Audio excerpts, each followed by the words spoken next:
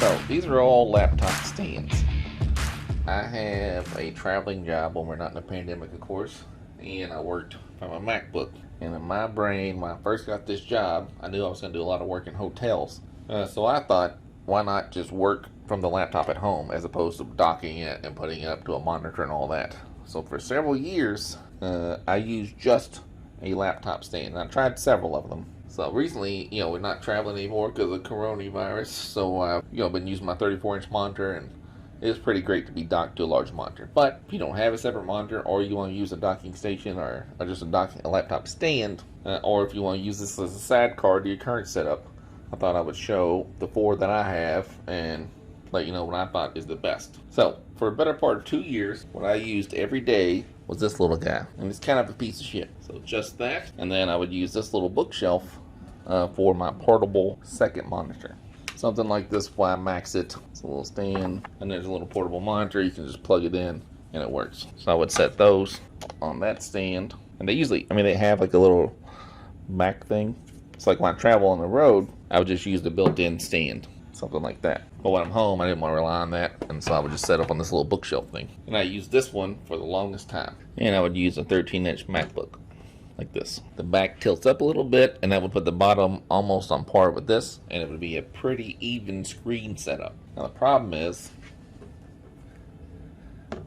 this guy is meant to be portable, so it folds up, which in theory is great, but I never actually took it on the road with me. These guys just don't stay.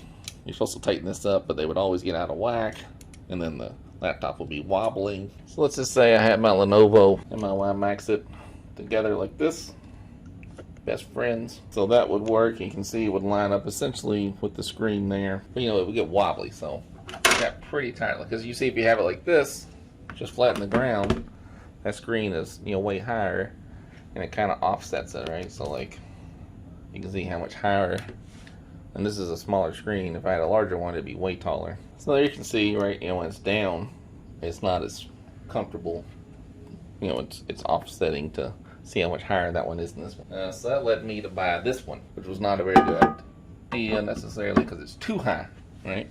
That's another problem. If you're trying to type like that, it's just not working. You'd have to it just doesn't work, right? Like you'd have to use an external keyboard, like this Lenovo keyboard, right? So using it that way, it works fine, but then it gets a little wonky without the second screen.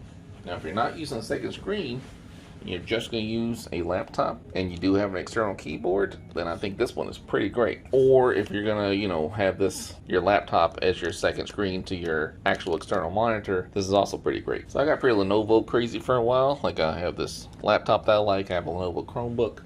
And so I have 2 Lenovo Chromebooks and 2 Lenovo Windows laptops. So this one, as you can see,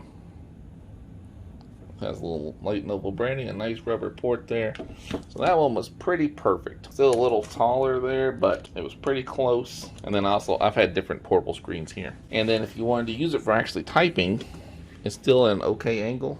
It's not good for your wrist to type like that, of course. In theory, you could type in that. And I did for a long time. I used this one for a very long time, and it was pretty great. As I said, I'm a little Lenovo crazy, so I bought this one too. And it works much the same way. Now, however, these things stick up.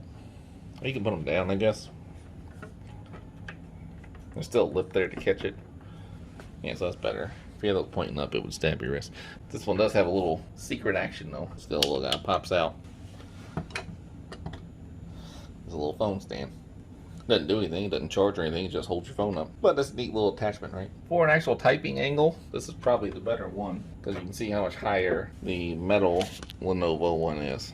So I do think this black one is probably the best one, and that puts it more at a natural height for the 2 of those. So again, it may seem silly, but I work in a lot, in a non-pandemic world. I spent a lot of time working in hotels, so portable monitors are very important to me, and I did a lot of time typing from the actual laptop keyboard itself. So with this setup, I could mimic my home situation and my hotel situation pretty similarly.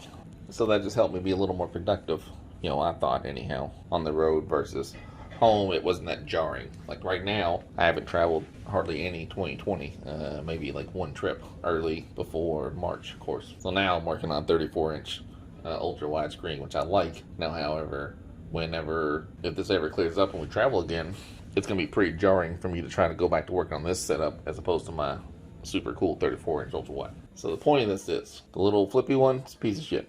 This one's pretty good, but it's kind of a high angle, so if you're actually going to type on it, it's not good for your wrist. If you're planning on typing on it while it's sitting in a little stand, I like this black one. It's pretty light. If you want to actually take it with you somewhere, it folds up very small. You can slap that in your backpack and it'd be perfectly fine. This little guy is a gimmick, but a neat little attachment as well, right?